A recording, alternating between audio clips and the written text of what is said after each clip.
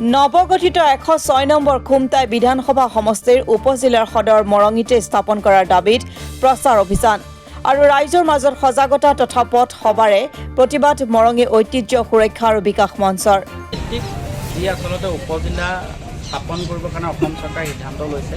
এই সিদ্ধান্তক আমি পূৰ্বতেও আদৰণি জনাইছোঁ, আমি এতিয়াও আদৰণি জনাইছোঁ। আমাৰ আচলতে মৰঙিবাসীক সৰুপথাৰৰ পৰা কৰ্তন কৰি খুমটাইত নৱগঠিত সমষ্টিত আমাক অন্তৰ্ভুক্ত কৰিলে। প্ৰায় 1.5 লাখ জনসাধাৰণ বসতিপূৰ্ণ এই অঞ্চলটোৰ ৰাইজ আচলতে এতিয়া যদিহে ইয়াৰ কাৰ্যালয় উপজিলা সদৰ যিটো হ'ব, সেই সদৰ স্থান যদি খুমটাই চিনাতলি বা অন্য প্ৰান্তত যদি হয়, তেতিয়াহ'লে আমাৰ ইমান আচলতে চতিয়ানা পথাৰৰ পৰা মৰঙিত থকা প্ৰশাসনিক কাৰ্যালয়সমূহ মৰঙিতে বাহাল ৰখাৰ দাবী সংগঠনটোৰ। অন্যথা সমগ্ৰ মৰঙিবাসী ৰাইজৰ সহযোগত তীব্ৰ গণতান্ত্ৰিক আন্দোলন হুংকাৰ সংগঠনটোৰ। এটা সময়ত ভাৰতে যেতিয়া স্বাধীনতা লাভ কৰিলে প্ৰশাসনিকভাৱে দুটা কাৰ্যকাল বিধানসভাত মৰঙি বিধানসভা হিচাপে মৰঙিৰ সমস্যাসমূহ সমাধানৰ কাৰণে এই বিধানসভা আছিলে।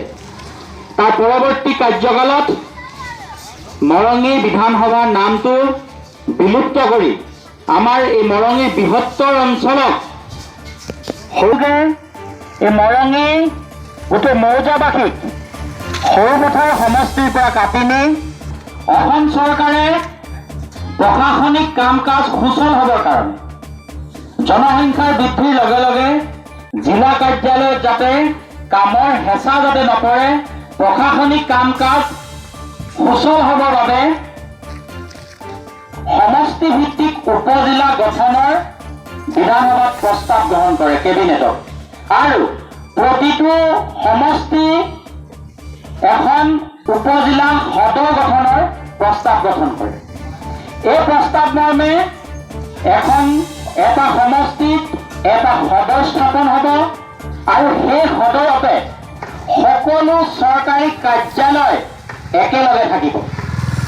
সদৰ অৰ্থটো হৈছে এটা কাৰ্যালয় য'ত সকলো কাম কাজ এটা সমষ্টিৰ মানুহে একেলগে সকলো অফিচত লগ কৰি কাম কৰি আহিব পাৰিব।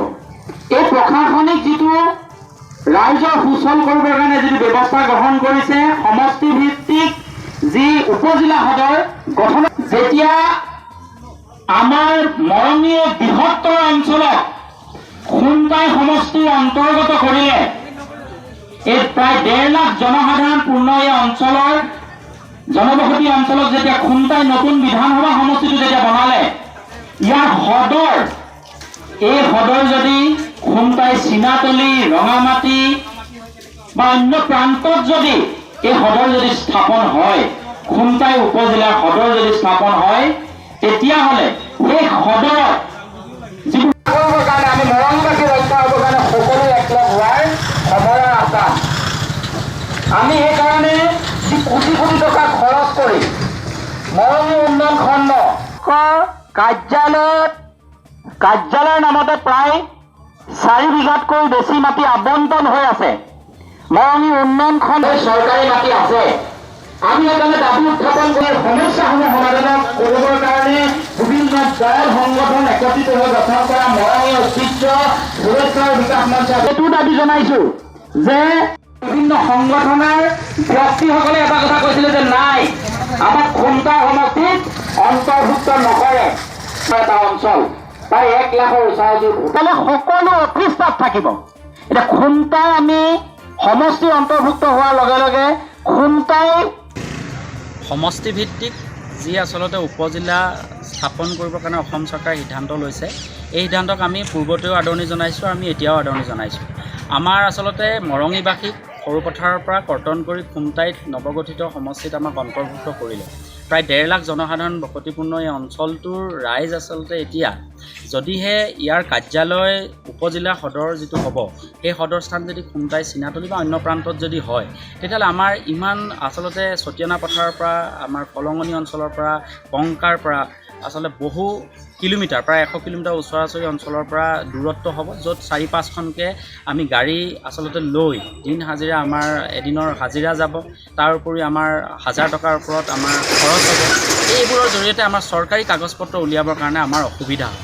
সেইকাৰণে আমি দাবী উত্থাপন কৰি আহিছিলোঁ যে যি আচলতে খুমটাই উপজিলা সদৰ, এই সদৰ যাতে মৰঙিতে স্থাপন কৰে, য'ত আমাৰ ৰাজহ চক্ৰৰ কাৰ্যালয় আছে, খণ্ড উন্নয়ন বিষয়াৰ কাৰ্যালয় আছে, য'ত 25 বিঘাৰ ওপৰত ভূমি আছে, য'ত আমাৰ এতিয়া এই দুটা কাৰ্যালয়ৰ প্ৰায় বহু কোটি টকাৰ আচলতে সম্পত্তি আছে।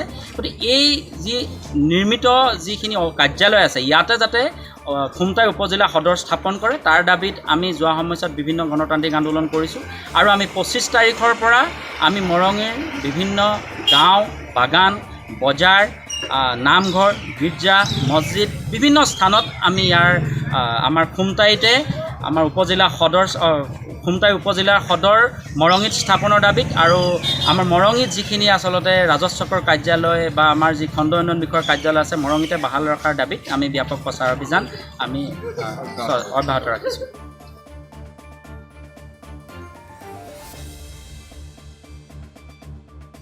নুমলীগড়ৰ পৰা গৌতম বৰা ৰিপৰ্ট, অসম টুডে।